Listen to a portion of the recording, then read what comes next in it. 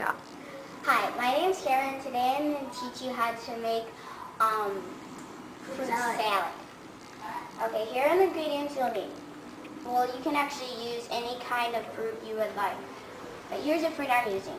You can use some apples, blueberries, and strawberries. And should we pour it over? Sure. I'm going to pour all the yogurt into a bowl.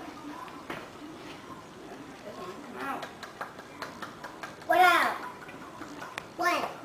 The yogurt doesn't want to come out. I'm going to get a handful. I'm going to get that outside too. They're kind of hard to get just a handful. Now that is disgusting. That is yumma. Yes. There's apples in there? Apples, blueberries, and strawberries. Blueberry. You forgot blueberries. I said blueberries. Blueberries. Blueberries. Blueberries.